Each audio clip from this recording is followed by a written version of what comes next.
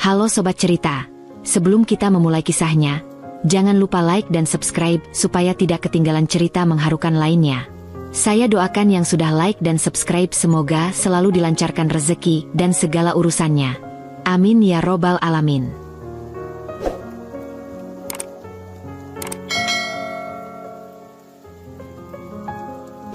Hari itu dimulai dengan rutinitas biasa. Setelah menyiapkan sarapan untuk Arif, suamiku, dan anak kami, Zahra, aku meluangkan waktu sejenak untuk menikmati kopi di teras rumah. Angin pagi yang sejuk dan kicauan burung selalu menjadi penyeimbang sempurna dari sibuknya kegiatan sehari-hari. Tapi siapa sangka, pagi yang tenang itu akan berubah menjadi awal dari sesuatu yang tidak pernah kubayangkan. Saat aku sedang memikirkan daftar belanjaan hari itu, ponselku berbunyi, menandakan pesan WhatsApp masuk. Aku mengambilnya dengan malas, mengira itu hanya pesan pengingat dari grup ibu-ibu komplek. Namun, ternyata pengirimnya adalah adik iparku, Dinda. Pesannya singkat, tapi langsung membuat jantungku berdegup kencang. Lihat status waku deh, tapi jangan kasih tahu siapa-siapa. Aku terdiam sejenak, merasa ada sesuatu yang janggal. Dinda memang suka mengunggah status WhatsApp, tapi ia jarang meminta secara khusus agar aku melihatnya. Apalagi dengan embel-embel, jangan kasih tahu siapa-siapa. Dengan rasa penasaran yang tak bisa kutahan, aku membuka aplikasinya dan menggeser ke tab status. Mataku terpaku pada satu foto. Arif, suamiku, duduk di sebuah kafe dengan seorang wanita. Mereka terlihat akrab, terlalu akrab untuk seseorang yang hanya teman biasa. Wanita itu tersenyum lebar, dan Arif membalasnya dengan tawa yang hanya kulihat ketika dia benar-benar merasa nyaman. Namun yang membuatku semakin terpukul adalah keterangan singkat yang ditulis Dinda di bawah foto itu. Dia ada rahasia besar yang gak kamu tahu. Tubuhku terasa membeku. Kopi di cangkirku mendadak terasa hambar. Aku mencoba menyangkal apa yang kulihat, mencari alasan untuk membenarkan keberadaan Arif di foto itu. Mungkin ini hanya salah paham. Mungkin itu kolega kerjanya, atau sekadar teman lama yang kebetulan bertemu. Tapi kenapa Dinda menulis seperti itu? Aku menutup ponselku dengan tangan gemetar. Pikiran-pikiran buruk mulai menghantui. Foto itu terus terbayang di kepalaku, seperti duri yang menusuk dan tak mau lepas. Aku mengenal Dinda sebagai orang yang blak-blakan tapi berhati-hati. Jika dia sampai memberi isyarat seperti ini, pasti ada sesuatu yang serius. Namun, aku juga tahu bahwa dia tidak akan menceritakan lebih banyak tanpa aku memintanya langsung. Haruskah aku bertanya langsung pada Arif? Gumamku dalam hati. Tapi aku tak yakin itu ide yang baik. Arif tidak pernah memberiku alasan untuk curiga selama pernikahan kami. Dia selalu menjadi suami dan ayah yang baik.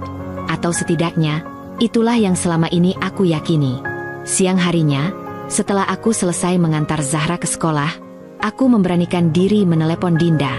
Aku menunggu dengan cemas saat nada dering terdengar di telingaku. Ketika dia akhirnya mengangkat, suaranya terdengar ragu. Halo, Mbak, sapaku, berusaha terdengar biasa. Halo, jawabnya pelan.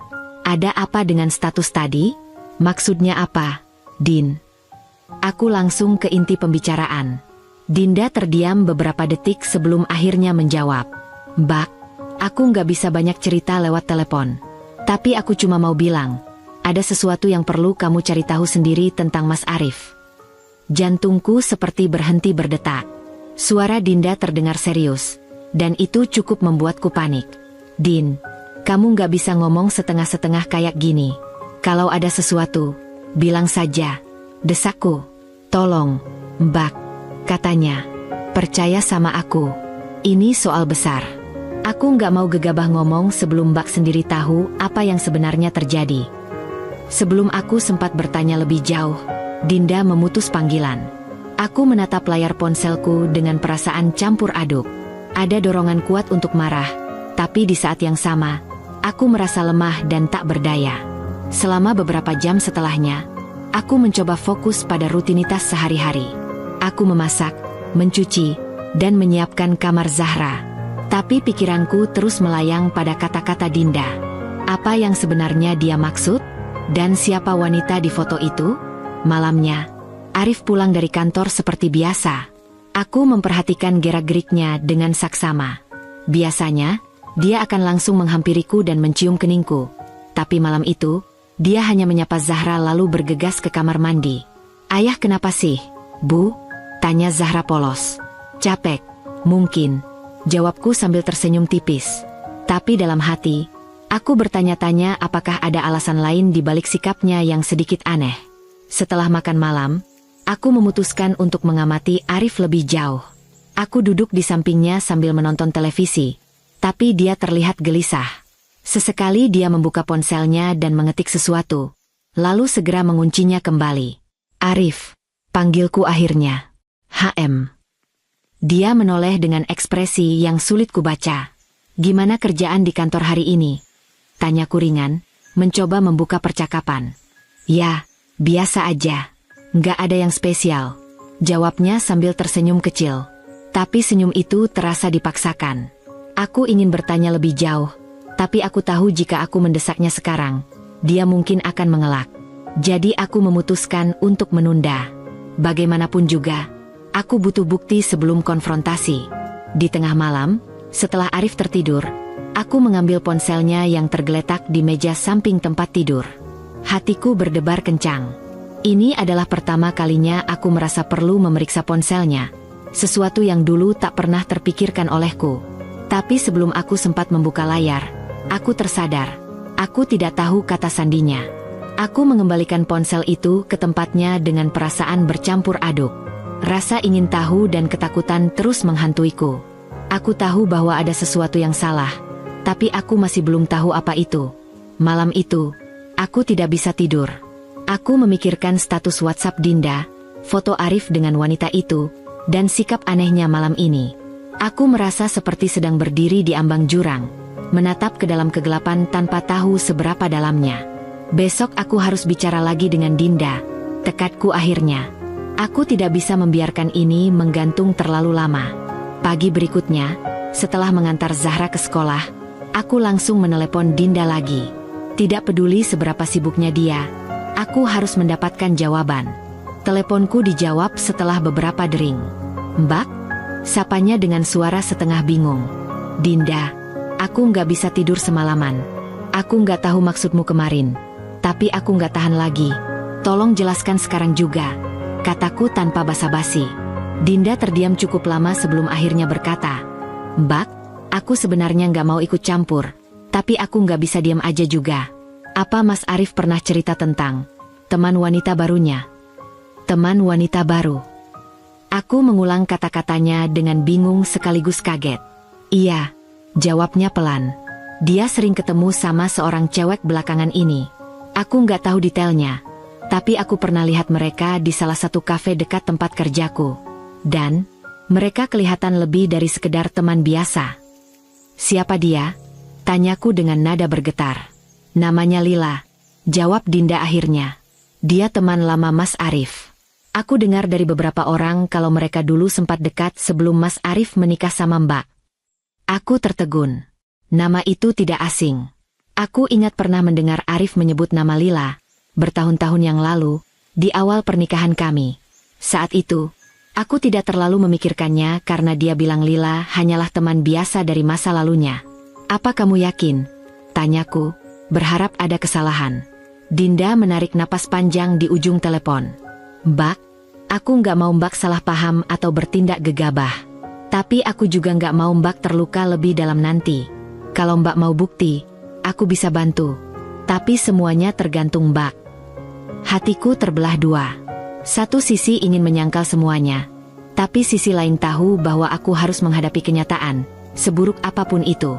"Aku mau tahu semuanya, Din," kataku akhirnya. Dinda setuju untuk bertemu denganku sore itu di sebuah kafe kecil di tengah kota. Aku tiba lebih awal dari waktu yang dijanjikan, membawa hati yang penuh dengan rasa gelisah. Saat Dinda muncul, aku langsung tahu dari ekspresinya bahwa dia menyimpan sesuatu yang berat.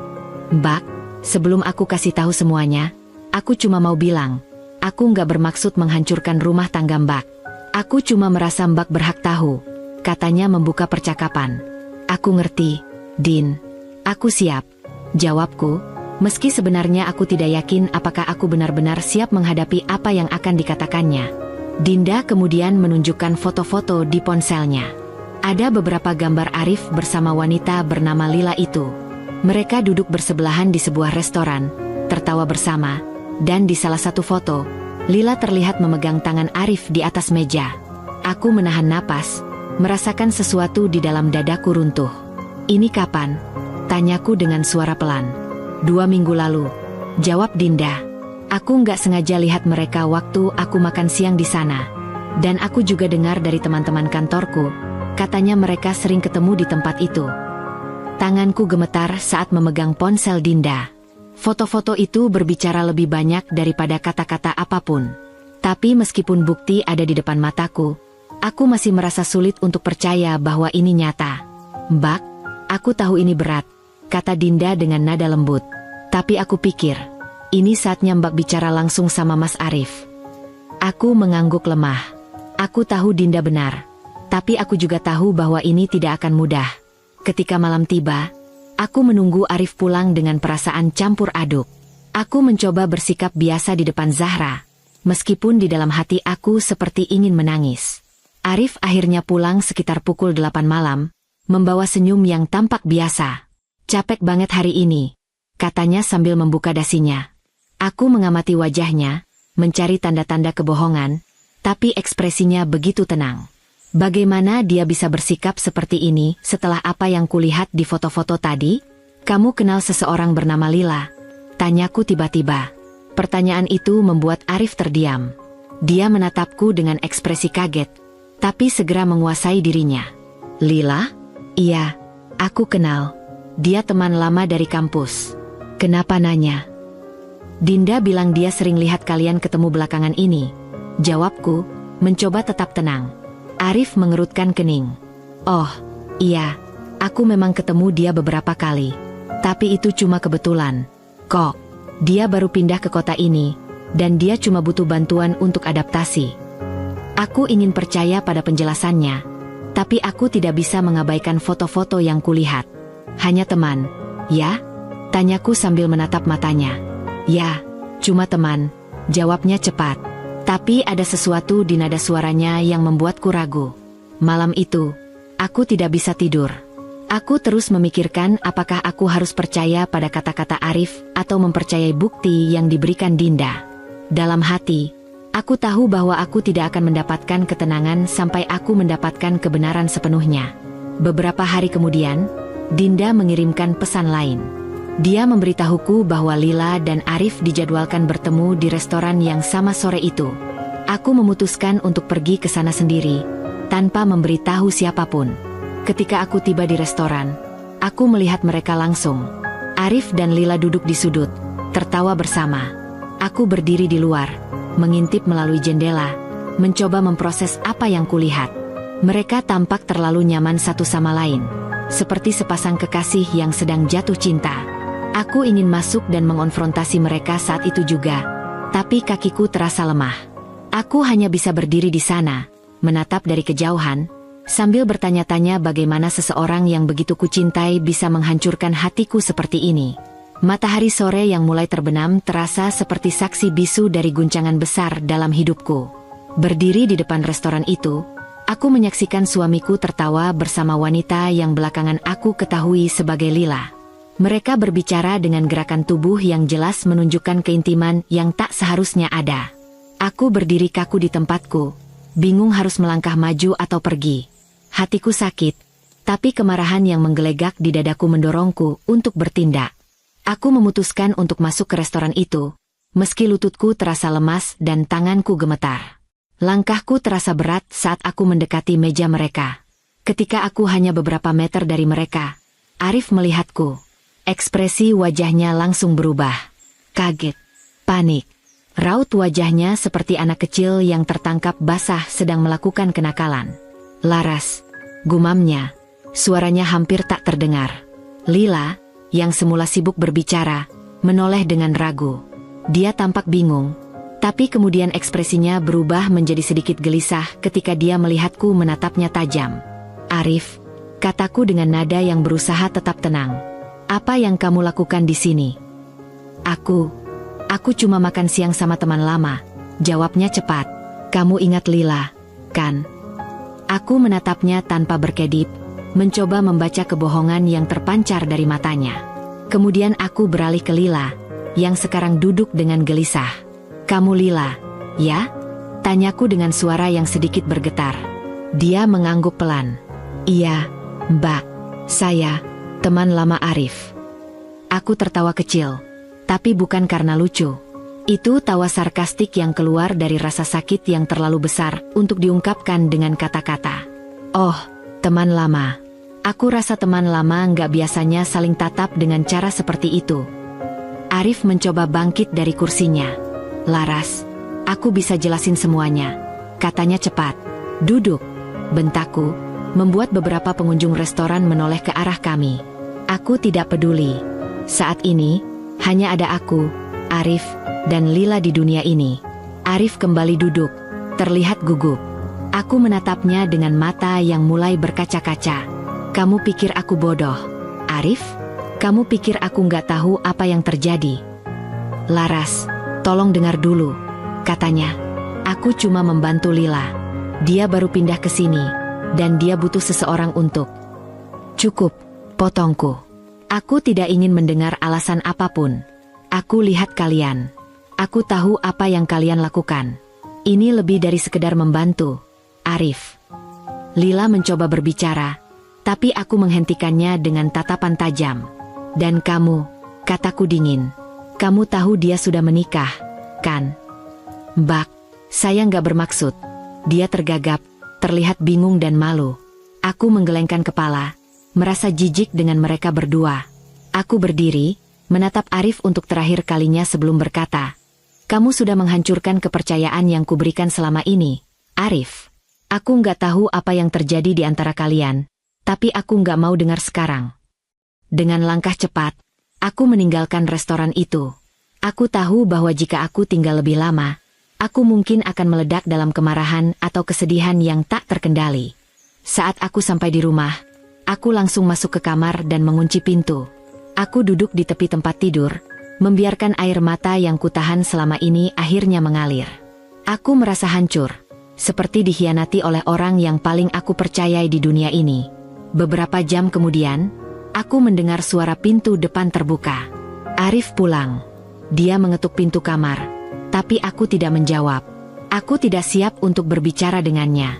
Laras, tolong buka pintunya, katanya dari luar. Aku tetap diam. Dia terus mengetuk, memohon agar aku memberinya kesempatan untuk menjelaskan. Tapi aku tahu bahwa tidak ada kata-kata yang bisa menghapus apa yang telah kulihat. Malam itu, aku tidur di kamar Zahra. Aku memeluk anakku erat-erat, mencoba menemukan sedikit ketenangan di tengah badai yang melanda hidupku. Keesokan paginya, aku bangun dengan kepala yang berat.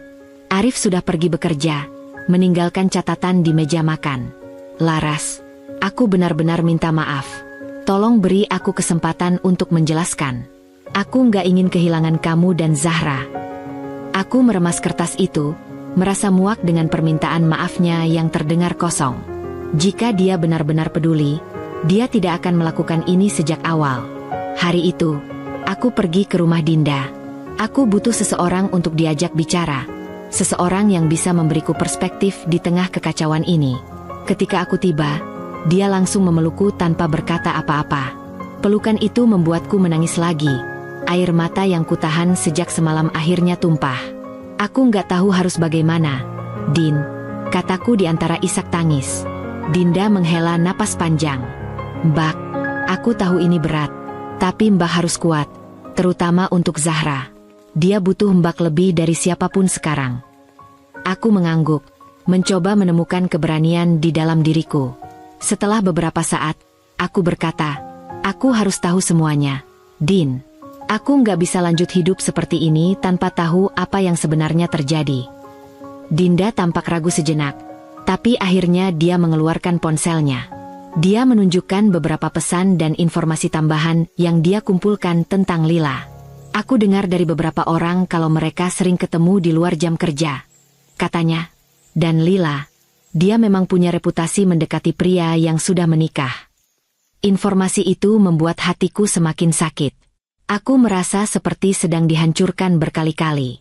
Tapi di saat yang sama, aku tahu bahwa ini adalah langkah awal untuk menemukan kebenaran. Malam itu, ketika Arif pulang, aku memutuskan untuk akhirnya berbicara dengannya. Setelah Zahra tidur, aku memanggilnya ke ruang tamu. "Kita harus bicara," kataku tanpa ekspresi. Arif duduk dengan gelisah di sofa. Aku bisa melihat rasa bersalah di wajahnya, tapi aku tidak berniat mempermudahnya. "Aku tahu tentang kamu dan Lila," kataku langsung. "Aku tahu kalian sudah bertemu lebih dari sekadar teman lama. Jadi, tolong berhenti berbohong." Arif terdiam.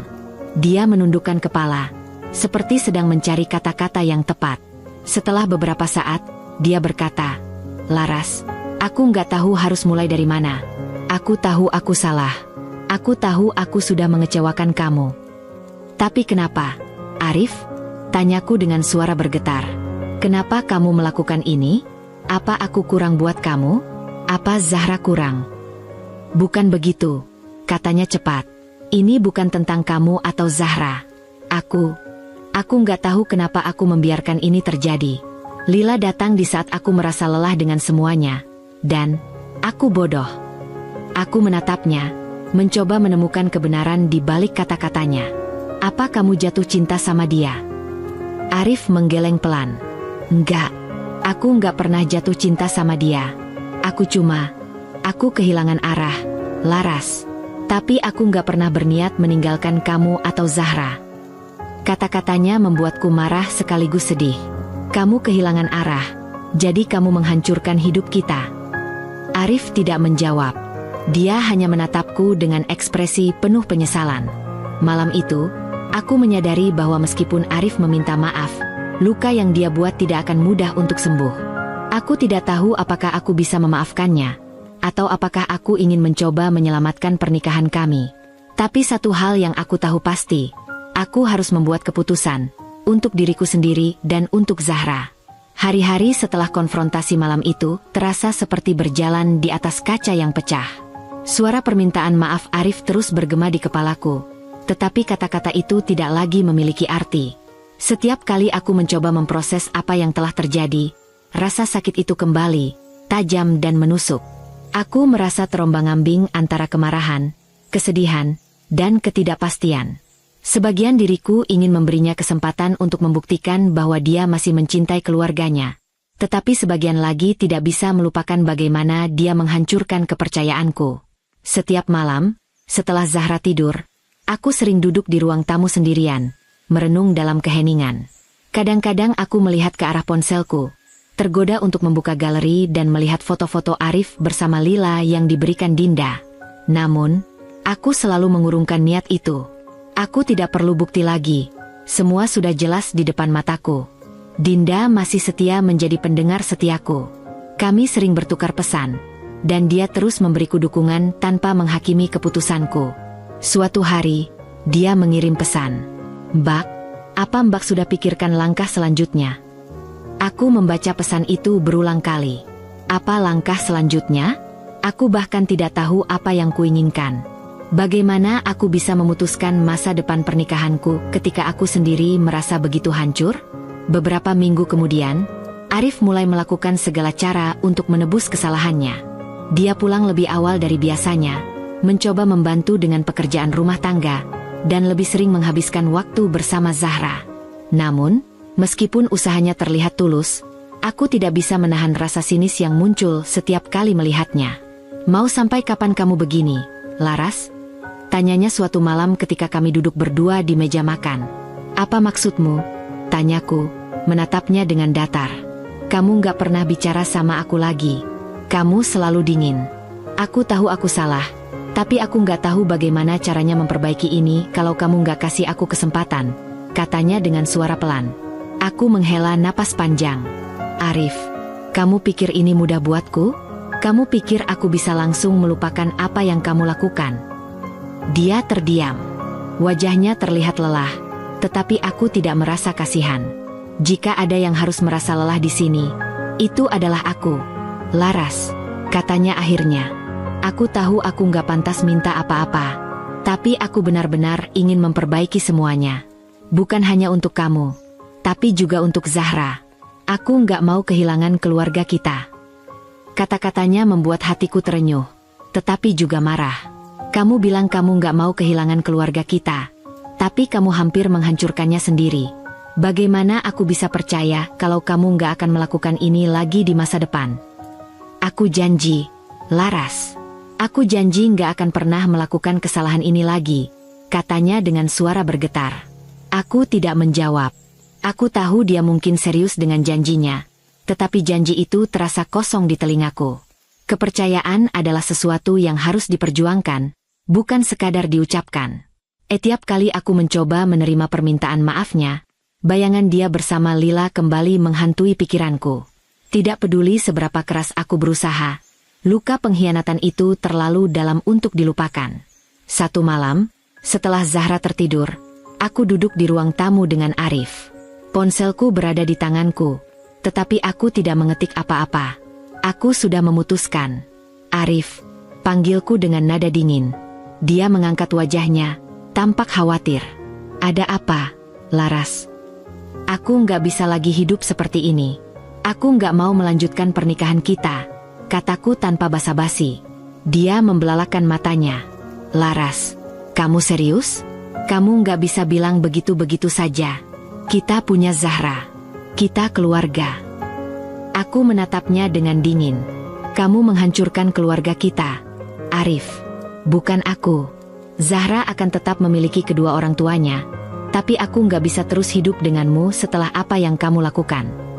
Laras, tolong, katanya memohon. Aku tahu aku salah. Aku tahu aku sudah menghancurkan kepercayaanmu. Tapi aku benar-benar ingin memperbaikinya. Demi kamu, demi Zahra, jangan lakukan ini. Aku menggeleng.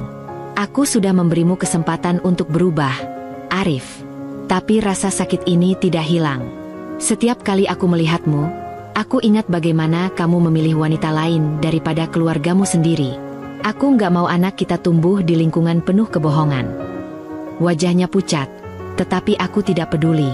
Aku sudah mengambil keputusan ini demi diriku dan Zahra. Besok aku akan pergi bersama Zahra. Aku sudah berbicara dengan orang tuaku, dan mereka setuju kami tinggal di sana untuk sementara waktu. Kamu tetap bisa bertemu Zahra, tapi hanya itu. Aku tidak akan pernah kembali kepadamu, Arif, kataku dengan tegas. Dia tidak menjawab. Matanya berkaca-kaca, tetapi aku tidak merasa kasihan. Malam itu, aku tidur di kamar Zahra, memeluk putriku yang tidur nyenyak. Aku berjanji pada diriku sendiri bahwa aku akan memberikan kehidupan yang lebih baik untuknya, tanpa bayang-bayang pengkhianatan Arif. Keesokan harinya, aku mulai mengemasi barang-barangku.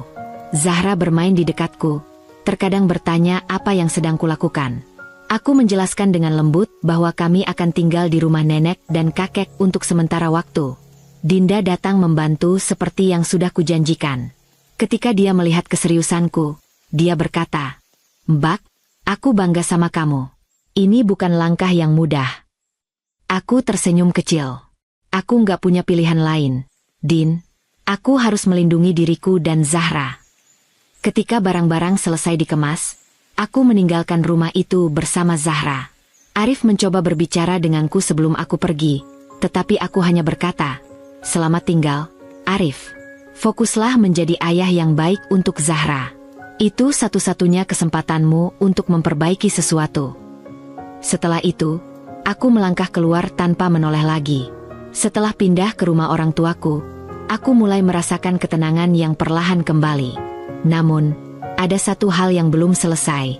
Aku tahu bahwa aku harus menghadapi Lila. Aku tidak bisa membiarkannya pergi begitu saja setelah menghancurkan keluargaku. Dengan bantuan Dinda, aku berhasil mendapatkan alamat apartemen Lila. Kami datang ke sana pada sore hari. Zahra kutinggalkan di rumah bersama orang tuaku. Ketika aku mengetuk pintunya, Lila membuka dengan wajah terkejut. "Mbak Laras?" katanya. Suaranya pelan. Aku menatapnya tajam, melangkah masuk tanpa menunggu undangan. "Kita perlu bicara," kataku dengan nada dingin. Lila terlihat gelisah, tetapi dia menutup pintu dan mempersilakanku duduk. Aku tidak mau basa-basi. Kamu tahu kenapa aku di sini, kan? Tanyaku langsung. Dia mengangguk pelan, tidak berani menatap mataku. Aku cuma ingin tahu satu hal. Apa yang membuatmu merasa berhak menghancurkan rumah tangga orang lain? Dia terdiam, terlihat malu. Mbak, aku nggak tahu harus bilang apa. Aku nggak bermaksud menyakiti Mbak. Aku tertawa sinis. Nggak bermaksud menyakiti? Kamu tahu dia sudah menikah. Kamu tahu dia punya anak. Tapi kamu tetap mendekatinya. Jadi jangan bilang kamu nggak tahu. Dia mencoba membuka mulut, tetapi aku melanjutkan. Kamu kira aku akan diam saja? Kamu kira kamu bisa lolos begitu saja setelah menghancurkan hidupku? Dia menunduk, air matanya mulai mengalir. Aku minta maaf, Mbak. Aku benar-benar menyesal. Aku mendekat ke arahnya, menatapnya dengan mata penuh kemarahan. Penyesalan kamu nggak berarti apa-apa. Dan aku pastikan kamu akan merasakan konsekuensi dari tindakanmu. Lila terlihat bingung. Maksud Mbak apa? Aku mengeluarkan amplop dari tasku, meletakkannya di meja. Di dalam amplop itu ada bukti obrolan kamu dengan Arif, foto-foto kalian berdua, dan screenshot percakapanmu yang menunjukkan bagaimana kamu mendekati pria yang sudah menikah. Aku sudah mengirimkan salinan ini ke HR di kantor tempat kamu bekerja. Jadi, kalau kamu belum dipecat, bersiaplah. Wajah Lila memucat. Mbak, jangan, tolong. Jangan sampai ini menghancurkan karir aku. Aku memotongnya dengan suara tegas. Hidupku sudah hancur karena kamu. Aku hanya membalasmu dengan cara yang layak. Jangan pernah mendekati pria lain yang sudah menikah lagi. Itu peringatan terakhirku. Setelah itu, aku berdiri dan melangkah keluar tanpa menunggu tanggapannya. Ketika aku keluar dari apartemen Lila, aku merasa beban yang selama ini kupikul mulai terangkat. Aku tahu bahwa hidupku bersama Zahra tidak akan mudah, tetapi aku juga tahu bahwa aku memiliki kekuatan untuk melanjutkan. Aku telah mengambil langkah pertama untuk melindungi diriku dan putriku. 1 minggu setelah aku meninggalkan Arif, aku menerima pesan dari Dinda. Dia mengabarkan sesuatu yang membuatku tersenyum puas, meski hanya sejenak. Mbak, HR di kantor Lila sudah mengambil tindakan. Dia resmi dipecat hari ini, tulisnya. Aku membaca pesan itu berulang-ulang, merasakan campuran lega dan kepuasan. Bukannya aku senang melihat orang lain menderita, tetapi aku merasa bahwa Lila pantas menerima akibat dari apa yang telah dia lakukan. Hidup tidak akan membiarkan seseorang terus-menerus lolos dari tanggung jawab atas perbuatannya. Menurut Dinda, bukti-bukti yang kukirimkan, chat perselingkuhan, foto-foto, dan percakapan yang memalukan, membuat HR di kantornya tidak punya pilihan lain. Perusahaan tempat Lila bekerja sangat menjaga reputasi mereka, dan skandal seperti ini dianggap sebagai pelanggaran berat. Aku membayangkan ekspresi Lila saat menerima surat pemecatan itu. Mungkin dia marah, mungkin dia merasa tidak adil. Tapi aku tidak peduli. Ini adalah konsekuensi dari pilihannya. Hidupku dan Zahra mulai perlahan menemukan ritme baru. Tinggal di rumah orang tuaku membawa kenyamanan tersendiri. Mereka menyambut kami dengan penuh kasih sayang dan memberi kami ruang untuk memulihkan diri. Zahra, meskipun baru berusia 6 tahun, tampaknya mengerti bahwa ada sesuatu yang berubah. Dia jarang bertanya tentang ayahnya, seolah dia tahu bahwa pertanyaan itu akan membuatku sedih. Namun, Arif tetap berusaha untuk menemui Zahra. Dia sering menghubungiku, meminta waktu untuk bertemu dengannya. Laras, aku ingin bicara sama Zahra. Aku rindu dia, katanya dalam salah satu panggilan telepon. Aku mendesah pelan. Aku nggak pernah melarang kamu untuk bertemu Zahra, Arif. Tapi, aku nggak bisa memaksa dia kalau dia sendiri nggak mau. Arif terdiam di ujung telepon. Aku tahu kata-kataku menyakitinya, tetapi itu adalah kenyataan. Zahra adalah anak kecil yang cerdas dan sensitif. Dia mungkin belum bisa sepenuhnya memahami apa yang terjadi, tetapi dia tahu ada sesuatu yang salah. Suatu sore, Arif datang ke rumah orang tuaku dengan membawa boneka besar dan sekotak coklat untuk Zahra. Zahra, panggilnya pelan. Zahra, yang sedang bermain di ruang tamu, menoleh ke arah ayahnya. Dia melihat boneka itu, tetapi tidak menunjukkan antusiasme seperti biasanya. Ayah datang bawa hadiah untuk Zahra, kata Arif dengan senyum canggung. Namun, Zahra hanya menunduk dan kembali fokus pada mainannya. Aku nggak mau, katanya pelan. Aku yang mengamati dari jauh merasa hatiku hancur melihat situasi ini. Arif jelas berusaha keras untuk mendekati Zahra, tetapi anak itu menolak. Zahra, kenapa? Ayah rindu kamu, katanya lagi. Suaranya mulai terdengar putus asa. Zahra menatapnya dengan mata kecil yang tajam. Ayah bikin bunda sedih, jawabnya singkat, sebelum berlari ke arahku dan memeluk kakiku. Arif hanya berdiri terpaku, wajahnya menunjukkan rasa bersalah yang dalam. Aku menggendong Zahra dan mengantarnya ke kamarnya untuk bermain. Ketika aku kembali ke ruang tamu, Arif masih berdiri di sana, tetapi air mata sudah menggenang di matanya. Laras, aku nggak tahu harus bilang apa. Aku cuma ingin dekat lagi sama anak kita, katanya. Aku menatapnya dengan tegas. Itu semua butuh waktu, Arif. Zahra adalah anak kecil, tapi dia bisa merasakan semuanya. Dan kamu harus terima bahwa tindakanmu punya konsekuensi, bahkan untuk hubunganmu dengan anakmu sendiri. Dia mengangguk pelan, terlihat lelah. Aku akan terus mencoba, Laras. Aku nggak akan menyerah. Sementara itu, hidup Arif tampaknya semakin tidak menentu. Meski aku tidak sering mencari tahu tentang dirinya, kabar tentang dia sesekali sampai ke telingaku melalui Dinda. Arif lagi susah di kantor, Mbak, kata Dinda suatu hari. Dia kayak kehilangan fokus. Banyak proyek yang gagal gara-gara dia nggak bisa bekerja dengan baik. Aku hanya mengangguk mendengar kabar itu. Bukan berarti aku ingin dia menderita, tetapi bagian dari diriku merasa ini adalah hasil dari pilihan-pilihannya sendiri. Hidupnya kini tampaknya penuh dengan kehampaan.